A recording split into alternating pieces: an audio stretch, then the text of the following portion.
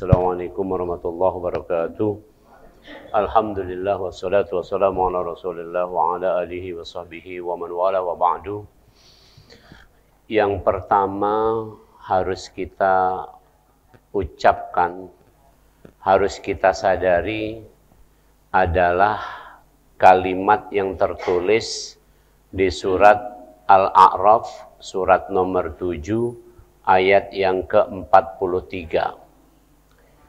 Alhamdulillahilladzi hadana lihada wa ma kunna linahtadiya laula an hadanallah. Segala puji bagi Allah yang telah memberi kami petunjuk jalan Islam, jalan ini. Tidak akan kami jadi orang Islam kecuali atas kehendak takdirnya Allah. Tolong camkan. Jadi kita ini jadi orang Islam karena kehendak Allah. Jadi orang Indonesia karena kehendak Allah. Okay? Kemudian kita ini hidup karena kehendak Allah.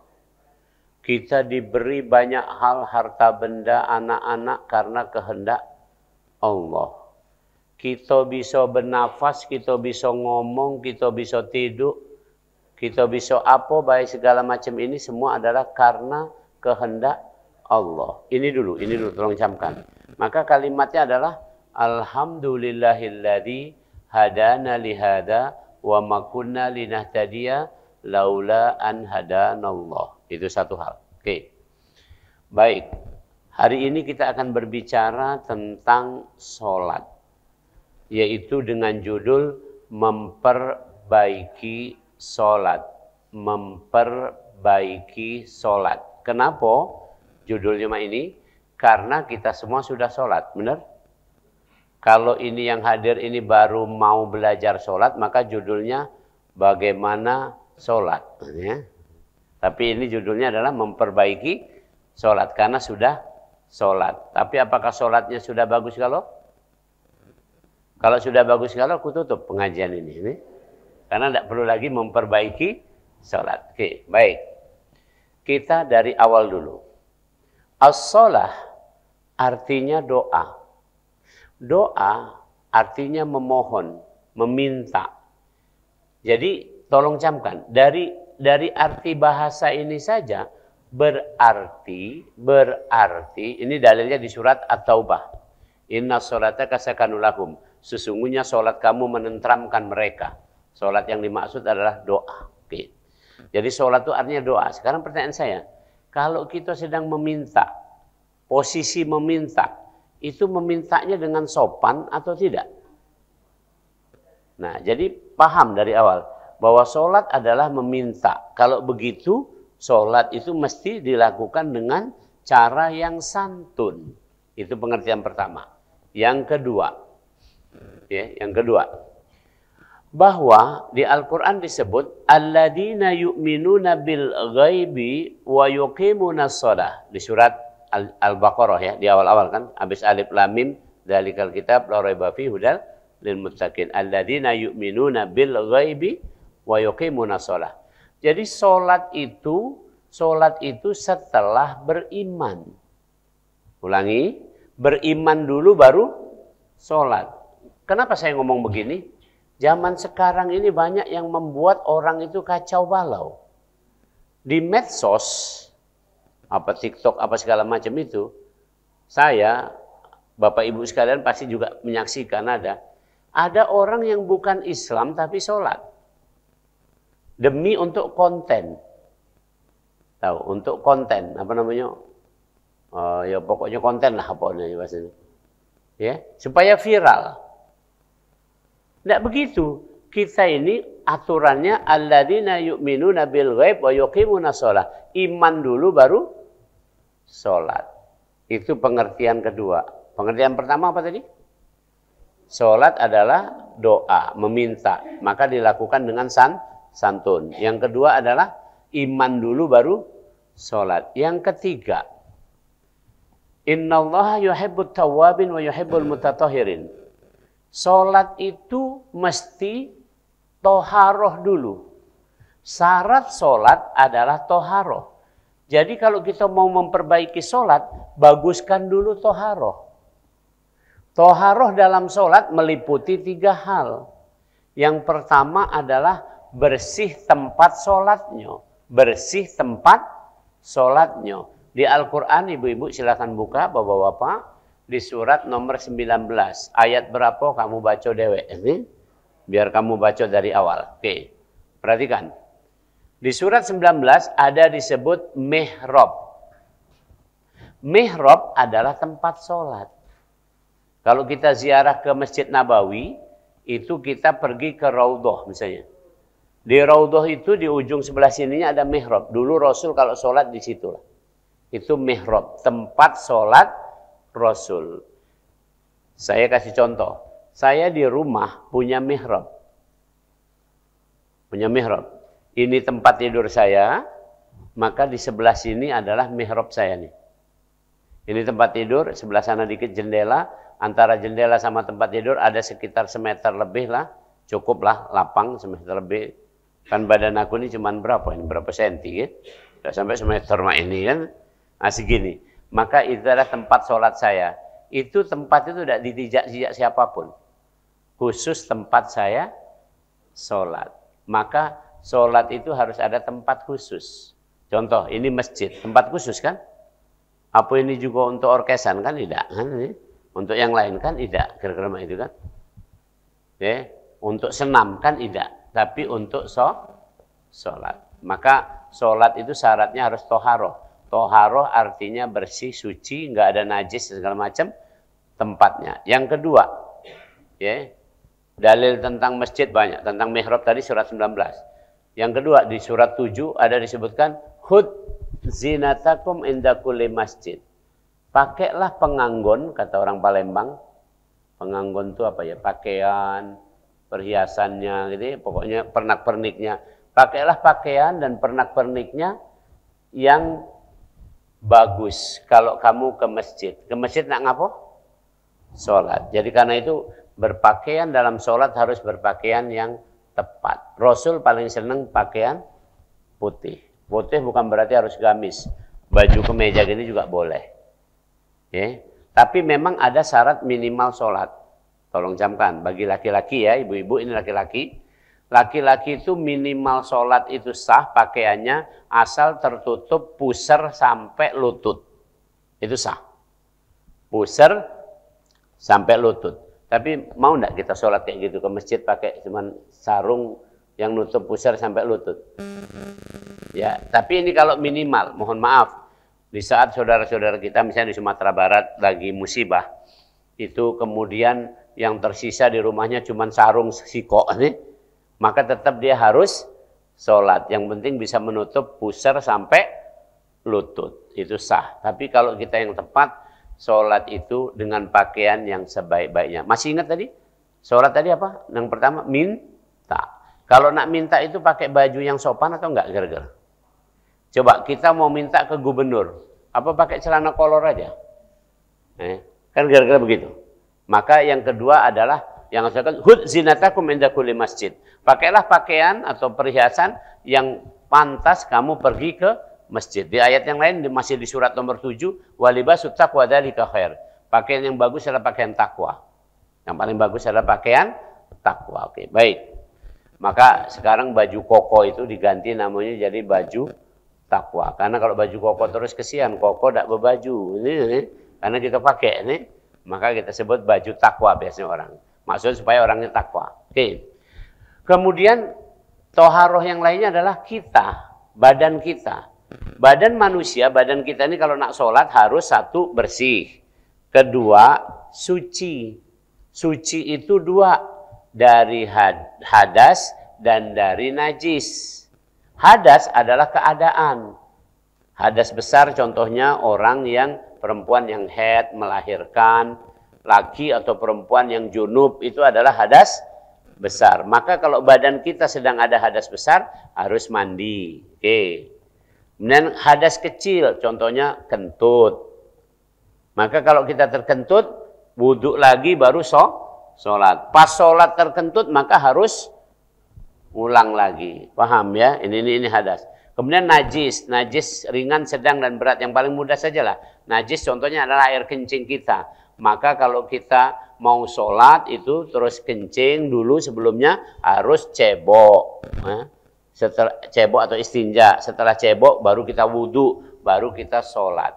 Nah inilah bab ketiga. Bab pertama tadi, sholat adalah doa, maka dilakukan dengan santun. Yang kedua, iman dulu baru sholat. Yang ketiga, sholat itu syaratnya harus ada toharoh. Toharoh itu adalah tempatnya, bajunya, dan badannya. Oke. Yang keempat. Ini agak mulai berat ini, yang keempat. Kan kita mau memperbaiki sholat. Sholat dimulai dengan takbiratul ihram. Takbiratul ihram. Tolong camkan. Pernah pakaian ihram? Yang pernah umroh masih pernah. Ihram artinya haram. Jadi ketika sudah berpakaian ihram berarti kita harus sudah apa? Wala rafasa, wala fusuqa, wala jidala fil hajj. Jangan ngomong kotor, jangan berdebat, ya, jangan merusak, jangan berdebat. Itu kalau pakaian ihram. Jadi kalau sudah takbiratul ihram, jangan lagi mengerjakan hal-hal yang tidak ada kaitannya dengan sholat. Itu, ulangi. Begitu kita sudah Allahu Akbar, maka tidak ada lagi aktivitas selain aktivitas sholat. Tolong camkan. Jadi tidak boleh lagi Allahu Akbar ngobrol. Dari mana tadi? Ini saya kasih contohnya agak letterless, benar. Oke. Ada lagi misalnya Allahu Akbar. Tadi sarapan pagi tadi burgo. Masih ada di sini kan? Pas sholat zohor. Caknya. Tidak boleh lagi. Atau Allahu Akbar. Selfie-selfie. Nah, ini kelihatan lucu, tapi kita lihat. Ibadah yang setara dengan sholat, ulangi. Ibadah yang mirip dengan sholat, syaratnya sama adalah tawaf. Tawaf, tolong camkan. Tawaf, bukan sa'i ya. Kalau kita sa'i dari sofa ke marwah, walaupun tidak wudhu boleh. Walaupun tidak wudhu boleh. Wudhu lebih bagus. Wudhu dulu, baru tawaf, baru sa'i boleh. Tapi misalnya wudhu, putaran baru langkah sampai sana, sampai marwah, balik lagi terkentut. Tidak usah wudhu lagi, terus saja. Terus saja. Tapi kalau tawaf, harus ada wudhu. Ulangi, harus ada wudhu. Jadi kita tawaf, muter, ini Ka'bah sebelah kiri. Ya, dari Bismillahirrahmanirrahim, Allahu Akbar. Jalan. Muter satu putaran, bisa. Mau putaran kedua, kentut. Maka harus keluar dulu, wudhu dulu. Nanti balik lagi dari searah Hajar Aswad. Ngulang lagi. Tadi baru dapat satu putaran. Berarti ini putaran kedua ini baru. Begitu seterusnya. Putaran kedua, putaran ketiga, putaran keempat, putaran kelima, putaran keenam, mau ketujuh, kentut lagi. Maka harus keluar lagi, wudhu lagi, masuk lagi untuk putaran ketujuh. Paham? Ini tawaf. Sekarang pertanyaan saya, ada tidak lihat di medsos itu? Orang tawaf sambil selfie-selfie, ada tidak? Hah? Itu tadi, maka saya mengatakan ini bukan suatu saat nanti orang sholat juga mungkin, itu tadi, Allahu Akbar. Nah, itu kan? Karena sekarang sudah ada yang setara dengan sholat itu ibadah tawaf. Sama kan? Harus ada wudhu kan? Tapi kebanyakan orang tawaf ada yang selfie-selfie, ngobrol-ngobrol. Benar? Kadang-kadang macam-macam itu. Memang tidak seketat peraturan sholat. Tetapi paling tidak, rasakan waktu tawaf itu betul-betul seperti orang sedang sholat. Jadi dianjurkan misalnya, saya diajari oleh guru-guru saya, ini Hajar Aswad, ini kan sejajar, ini misalnya Ka'bah nih, sejajar Hajar Aswad, kan mulainya dari sini kan.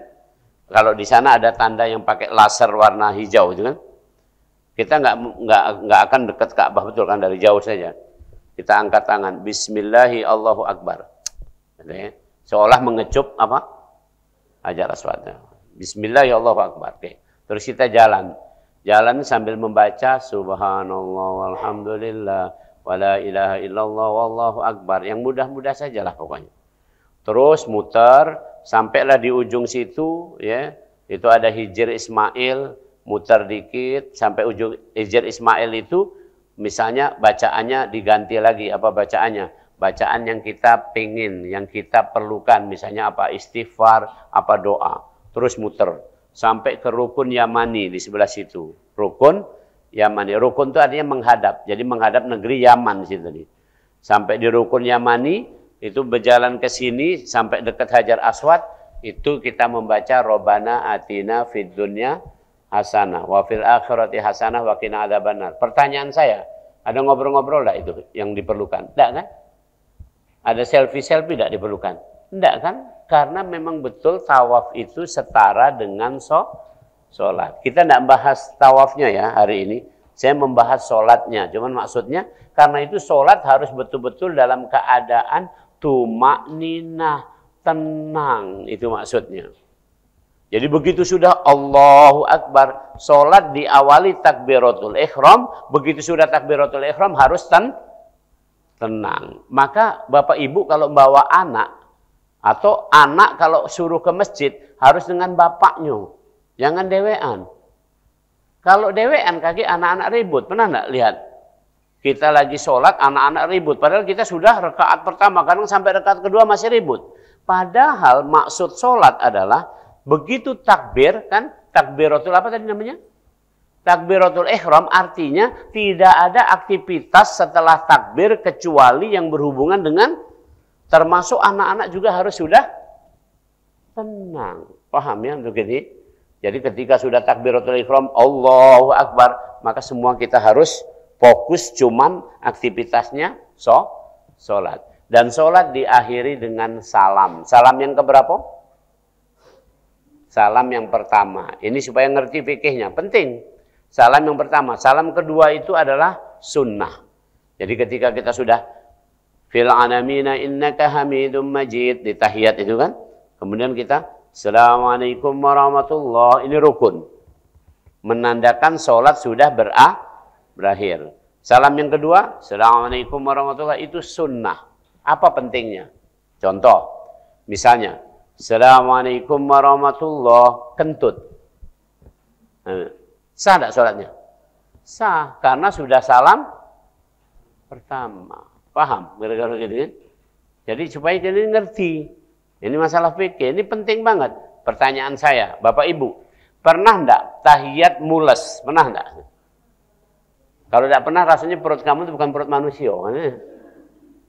Pernah enggak tahiyat dalam keadaan sudah tahiyat, sholat isya pula kan, sudah panjang 4 rakaat tahiyat isya. Terus perut mules. Imam belum salam juga kan. Waduh, imam kapan nak salam imam ini? Begitu imam, assalamualaikum warahmatullah. Kita melok, assalamualaikum warahmatullah. Terus kentut gitu. Aman. Ini seperti lucu, tapi beginilah hukum fikihnya. Supaya kita ngerti bahwa sholat diawali dengan takbiratul ihram, diakhiri dengan salam yang pertama. Oke, itu pelajarannya. Kemudian setelah takbir tadi tidak boleh ada aktivitas lain kecuali sholat. Itu kalau kita baguskan mulai sekarang, yaitu tumakninah tadi. Oke, tumakninah.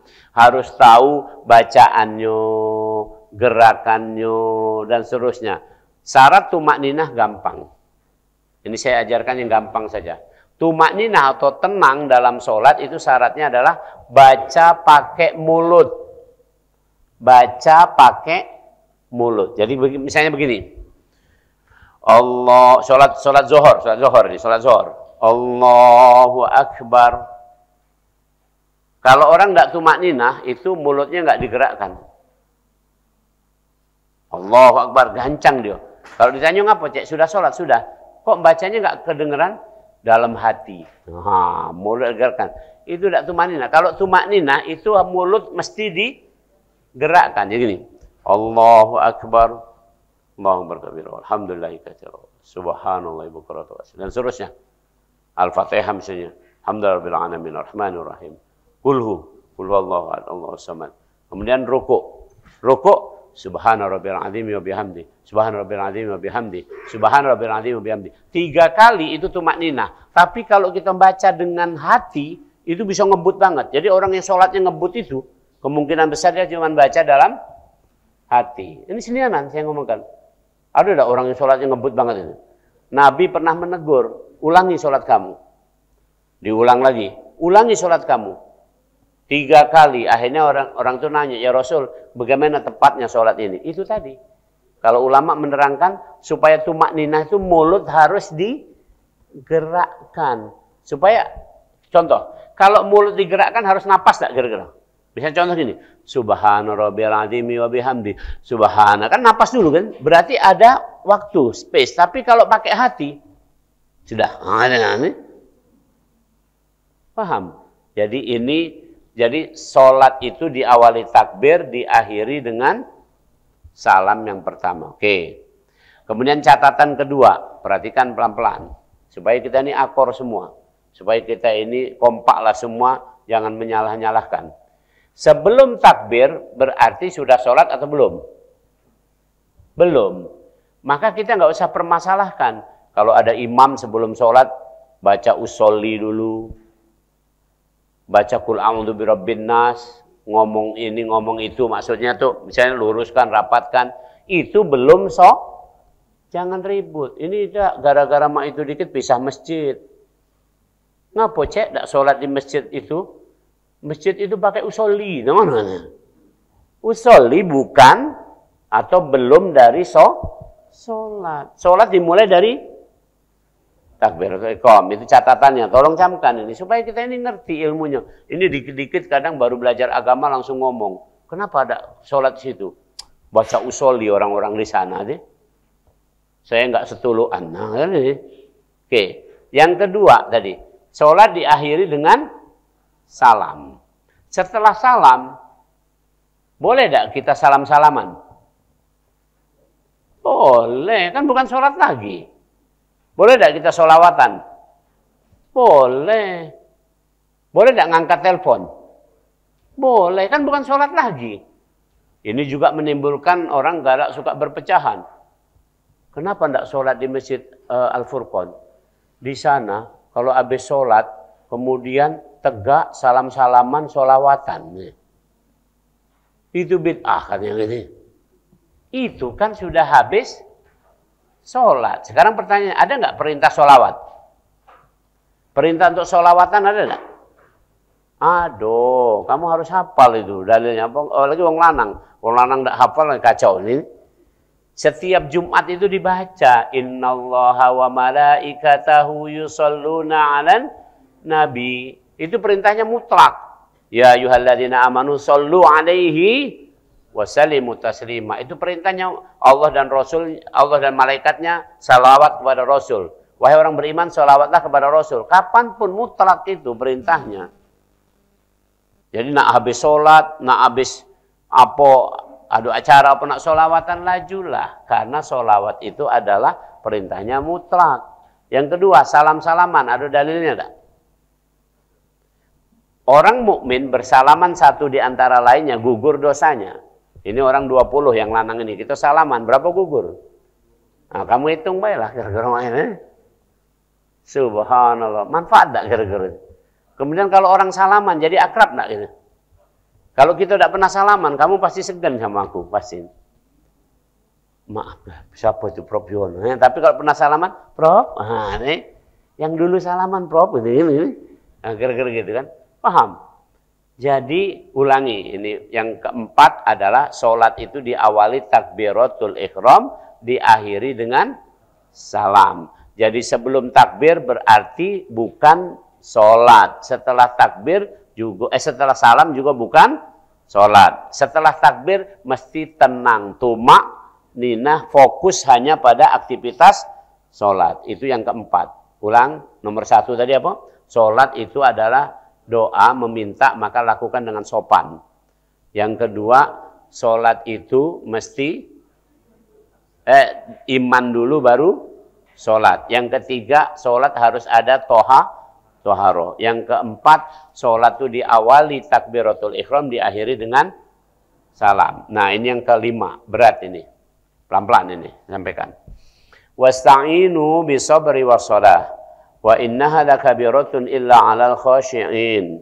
Maka minta tolonglah kepada Allah dengan cara sabar dan sholat. Sabar dan sholat. Yang demikian ini berat kecuali bagi orang yang khusyuk sholatnya. Jadi ulangi. Orang hidup ini mesti sabar dan sholat. Cuman itu aja. Sabar dan sholat. Yang begini akan sulit kecuali bagi orang yang khusyuk. Siapa yang khusyuk? Alladzina yadhunnuna annahum mulaku rabbihim wa annahum ilaihi raji'un. Yaitu orang yang yakin berjumpa Allah dan akan diminta pertanggungjawabannya. Ulangi. Orang yang khusyuk adalah orang yang yakin berjumpa Allah dan diminta pertanggungjawaban. Diminta pertanggungjawaban berarti ditanya apa tidak kira-kira? Ditanya. Kalau ditanya harus dijawab. Maka simpulannya orang yang khusyuk adalah orang yang berhadapan dengan Allah dan berdialog. Saya ulangi. Berhadapan dengan Allah dan dialog. Dialog itu berarti di itu dua. Misalnya saya nanya antum, apa kabar? Antum jawab, baik. Itu dialog namanya. Tapi kalau aku ngomong dewek, itu namanya monolog. Kalau nak tahu monolog, pergilah ke alang-alang lebar sana. Saya ada rumah sakit Ernaldi Bahar ini, banyak yang monolog di situ kan? Ya, tidak katik dia dialog. Kalau dialog ya kita ini, ulangi pelan-pelan. Ini mudah nih. Jadi orang itu, yang khusyuk itu adalah orang yang bertemu Allah dan berdialog dengan Allah. Contoh dalam hadis dikatakan, anta'budullaha ka'annaka tarahu, fa ilam takun tarahu fa innahu yarak. Itu dalil di hadisnya. Kamu ibadah yakin bahwa kamu bisa melihat Allah atau seolah-olah kamu melihat Allah. Kalau kamu tidak bisa melihat Allah, Allah pasti melihat kamu. Berarti kita bertemu dengan Allah. Yang kedua, di surat Syu'ara, surat nomor 26. Alladzi yarauka hina taqum wa taqallubaka fi sajidin. Dan Allah memperhatikan kamu pada waktu berdiri. Dan Allah betul-betul melihat kamu pada saat kamu sujud. Luar biasa. Berdiri, rukuk, sujud, duduk, semua diperhatikan oleh Allah. Artinya kita dalam posisi sedang bertemu Allah. Kemudian yang kedua tadi apa? Dialog. Bertemu dan berdialog. Apa bunyi dialognya? Contoh. Iyyaka na'budu wa iyyaka nasta'in. Itu surat apa? Fatihah. Kalau sholat harus baca surat Fatihah. Harus kan? Kalau tidak baca Fatihah, sholatnya tidak sah. Oke. Tadi waktu kita membaca Iyyaka na'budu wa iyyaka nasta'in, itu di hadis disebutkan Allah menjawab. Dialog, terjadi dialog. Hambaku ya ini sedang meminta kepadaku. Hambaku sedang menyembahku. Iyyaka na'budu wa iyyaka nasta'in. Hambaku meminta padaku. Maka kata Allah, bagi hambaku apa yang dia minta, bagi aku apa yang menjadi haknya Allah. Hak Allah untuk disembah, hak hamba untuk mendapat pertolongan dari Allah. Selesai. Itu ada jawabannya. Maka sampai di ujung Fatihah kita mengatakan, amin, kabulkanlah ya Allah. Dikabulkan. Itu dialog. Sekarang saya tes. Waktu duduk, kita dialog sama Allah. Khusyuk enggak kita nih? Ya, ulangi, perhatikan pelan-pelan. Waktu duduk, kita baca. Ayo. Rabbi firli, artinya ampuni aku. Oke. Pokoknya ada si kok jawab berarti sah sudah. Nah, yang kedua, warhamni. Artinya rahmati aku atau sayangi aku. Oke. Jadi waktu duduk itu kita minta ampun kepada Allah dan minta disayangi. Oke. Habis itu wajburni. Katik jawaban kan? Jadi selama ini kamu dialog apa tidak? Orang dialog tuh pasti tahu kan apa yang dialogkan, beneran? Misalnya contoh gini nih, saya ngadep gubernur. Oke, kata gubernur, apa kabar Prof. Yono? Baik, baik Pak Gubernur. Kemudian, terus kemudian, apa yang Anda mau sampaikan Prof. Yono? Satu Pak, mohon kami dikunjungi. Kedua, mohon kami difasilitasi. Apa itu difasilitasi? Aku juga tidak tahu Pak. Apa itu? Mana kira-kira? Sama dengan kita tadi barusan. Begitu duduk, Rabbi firli, ampuni aku ya Allah. Ini kan tahu gitu ya. Maka kata Allah, ku ampuni. Warhamni, sayangi aku ya Allah. Ku sayangi. Kemudian wajburni. Apa hambaku? Tidak tahu ya Allah, aku nak minta apa? Wajburni itu artinya tutup aibku. Kita semua punya aib tidak? Punya aib. Saya kalau tidak ditutup aib, tidak berani ceramah ini. Saya kalau nggak ditutup aib, nggak berani bergaul dengan bapak ibu ini. Nggak mungkin saya. Kita nggak mungkin akan berkumpul ini kecuali aib kita sudah ditutup oleh Allah. Aib itu adalah perbuatan yang salah dari kita, yang dosa dari kita. Ada tidak kita ini dosa? Ada tidak kita ini salah tiap hari? Ada, itu aib. Sudah ditutup oleh Allah dengan kita setiap hari membaca doa wajburni. Habis itu warfa'ni, angkatlah derajatku. Ini luar biasa derajat kita ini. Derajat kita ini mulia. Wala tahinu wala tahzanu wa antumul a'launa in kuntum mu'minin. Jangan kamu merasa rendah, jangan kamu sedih. Kalau kamu orang mukmin, kedudukan kamu tinggi. Kedudukan tinggi itu karena iman. Sudah diangkat derajat kita oleh Allah. Luar biasa. Diangkat derajat kita ini. Masih banyak ada orang yang tidak tahu hidup ini. Masih tidak tahu hidup ini nak ngapo. Mohon maaf ya. Bangun tidur, pokoknya bangun. Terus begawe. Terus kaget, senang-senang. Terus tidur lagi. Tapi kalau kita kan tidak. Bangun tidur apa gitu? Sholat. Habis sholat baru kemudian paginya begawe. Kemudian sorenya sudah balik ke rumah.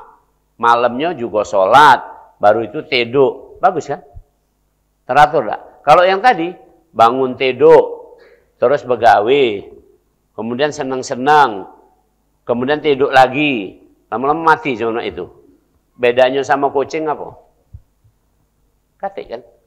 Bedanya sama binatang apa? Sama. Itu makanya kita ini diangkat derajat, kedudukannya tinggi.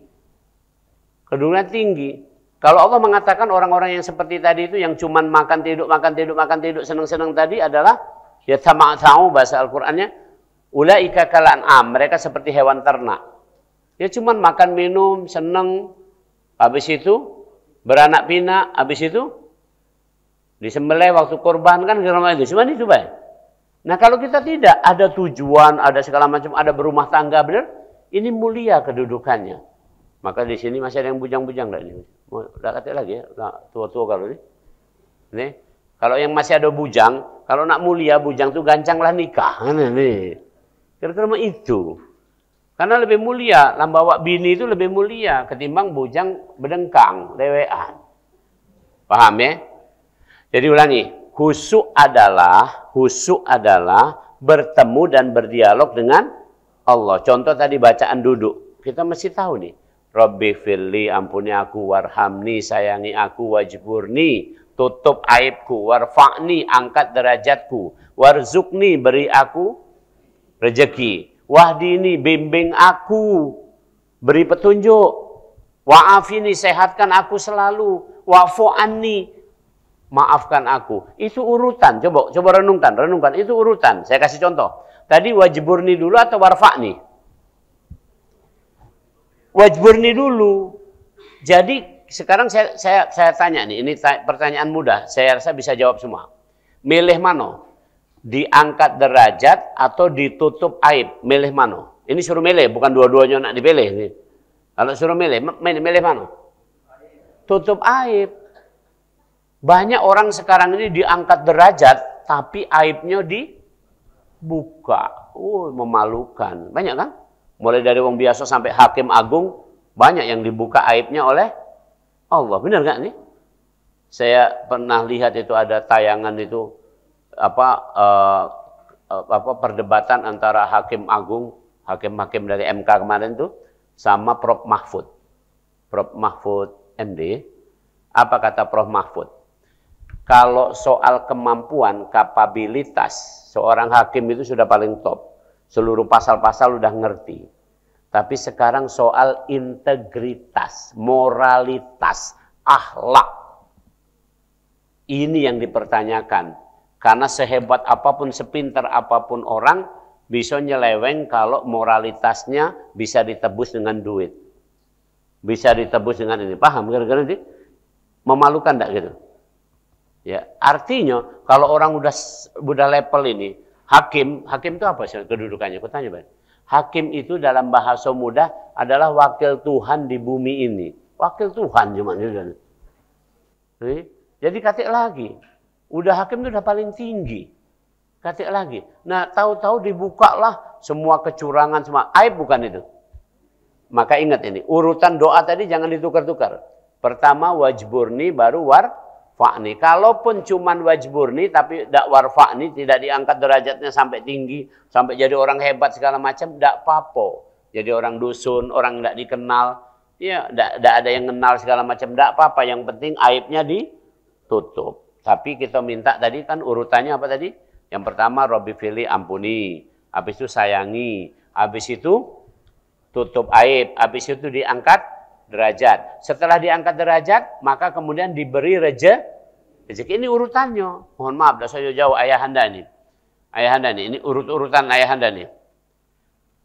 Kita tahu beliau adalah tokoh dari awal dulu. Saya kan ikut di sini sebenarnya dari awal, dari pendirian ini. Waktu itu beliau pernah minta lewat Ustadz Tholaat Wafa waktu itu. Saya dibilang oleh Ustadz Tholaat Wafa supaya ke Al-Furqon. Tapi kemudian saya sekolah ke Jakarta. Jadi nggak bisa. Itu awal-awal tahun. Pokoknya baru berdiri berapa nih? 98 atau berapa? Pokoknya awal-awal betul mau dirintis itu saya oleh Ustadz Tholaat. Ustadz Tholaat itu sangat dekat sama beliau. Itu minta saya untuk yang diutus ke sini. Tapi saya sekolah ke Jakarta. Maka terus mengikut. Nah setelah itu Al-Furqon membesar dah ini sekarang ini. Sampai sekarang 2024. Membesar kan? Sampai ada cabang di sana, sampai ada rumah sakit juga segala macam. Ini namanya Warzukni. Benar? Sekarang pertanyaan saya. Orang kalau diberi rezeki, itu cenderung apa? Diunjuk duit banyak cenderung apa? Aku tanya baik. Normalnya, wajar-wajarnya, biasanya. Gitu. Diunjuk 1M, 10M, terus apa yang digawikan biasanya? Waktu diunjuk 50.000, cuman paling-paling pergi ke Benteng Kuto Besak, makan mie tek-tek. Kalau diunjuk 500 juta, pergi kemana? Singapura, berjudi. Pergi unjuk 5 miliar, pergi Las Vegas. Kan paham nih? Maka tadi urutannya setelah Warzukni, Wahdini harus diberi petunjuk. Ada pegangan, ada tuntunan. Kayak beliau misalnya. Maka begitu dapat rezeki ini yang sekian banyak ini, dipakai untuk apa nih? Pendidikan. Benar? Nanti? Untuk kesehatan. Apa itu namanya? Rumah sakit. Sekarang pertanyaan aku, ini dapat petunjuk enggak kalau kayak gini? Tapi kalau ada orang yang mohon maaf, orang kaya terus kemudian hartanya dipakai untuk sponsor nih, kamu nak ngapo cek? Nak ngebuki mamang itu, nah ini ongkosnya. Kamu nak ngapo? Nak menjatuhkan itu, ini ongkosnya. Ada wong yang itu, ada sponsor kebatilan. Maka itu tidak dapat wahdini, maka urutannya tadi Warzukni, wahdini. Nah, setelah dapat petunjuk, beliau sekarang udah siap berapa? Ini aku kasih contoh biar mudah nih. 84, 85, anggaplah 85. Berarti masih sehat enggak? Secara umum masih? Maka doanya, wong kayo dapat petunjuk. Wong kayo dapat petunjuk, baik hidupnya. Tapi sakit-sakitan terus, mak mana kira-kira? Ya kan? Aktivitasnya kurang bagus. Senin mencret, Selasa demam, Rebo vertigo, Kemis muntah-muntah. Kapan dia akan memimpin rapat? Kapan dia akan melihat Ini kapan dia akan membimbing? Tidak bisa. Maka tadi mintanya wa'afini. Dan terakhir pamungkasnya, coba lihat. Ini dialognya dahsyat banget ini. Terakhirnya apa? Kita ini hidup ini ada salah enggak nih? Ini. Tadi aku baik, salah aku sudah. Aku WA tadi sudah. Saya tadi karena mengantar barang dulu yang mau dikirim untuk anak saya. Jadi saya terlambat. Aku sudah WA tadi sebelum jam 8. Insya Allah aku datang ke sini jam 8.15. Tadi aku masuk masjid ini 8.12. Masih sesuai lah. Tapi aku sudah minta maaf karena salah itu. Mestinya aku datang ke sini sebelum jam 8. Jam 8 kurang semenit lah misalnya gitu kan. Namanya on time. Ada dua. Kalau tadi aku datangnya in time namanya itu. Beda on time sama in time apa? Kalau on time itu sebelum acara mulai. Misalnya jadwal jam 8, aku datang jam 8 kurang 2 menit, itu namanya on time. Acara jam 8, aku datang jam 8, itu namanya in time. Acara jam 8, aku datang jam 8.12, itu namanya telat. Paham nih? Dan aku minta maaf. Salah enggak itu? Salah. Maka ujungnya tadi, wa'fu an. Keren enggak? Itu sholat khusyuk. Paham ya? Jadi ulangi.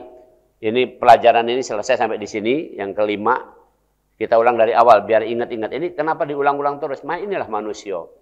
Ini butuh reminding. Al-Quran itu reminder. Ya, maka orang menghafal Al-Quran itu disebut remind. Ya. Mengulang lagi, mengingat-ingat lagi. Ulangi. 1.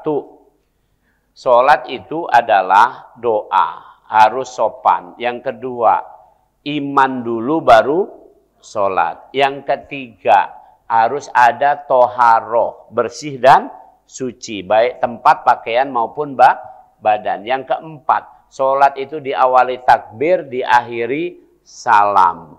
Jadi kalau sudah takbir, semua harus ditinggalkan kecuali aktivitas sholat.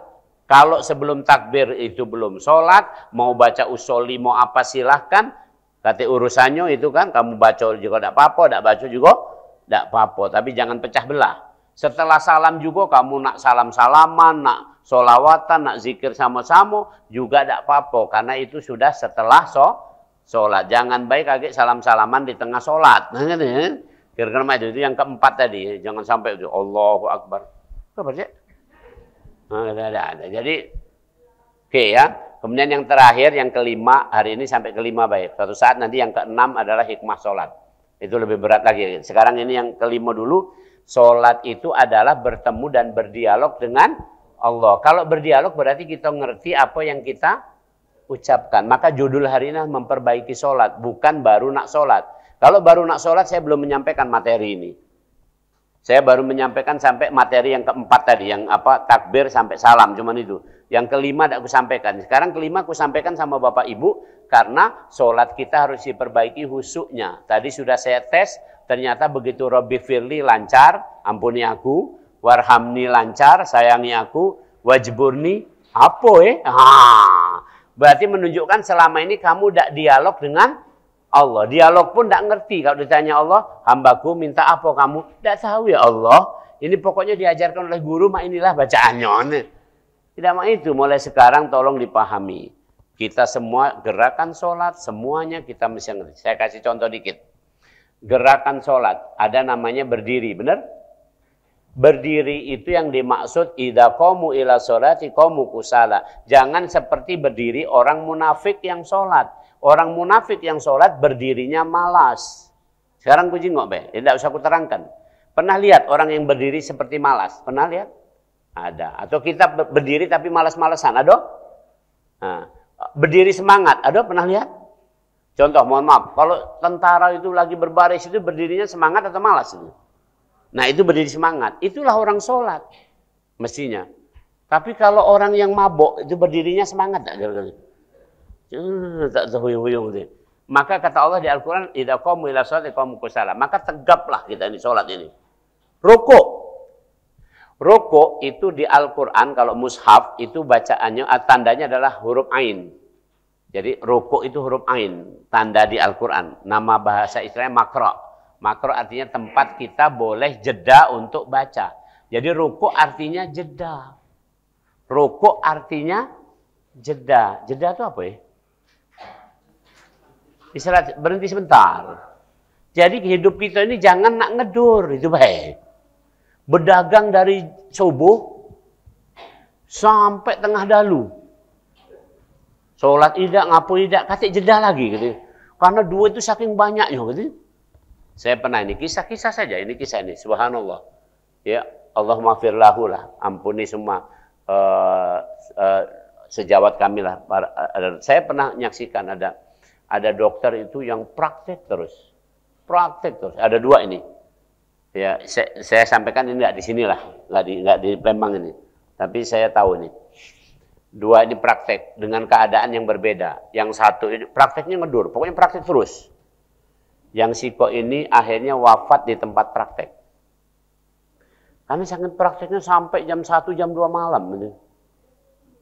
Kapan lagi jedanya? Itu rokok. Rokok itu jeda.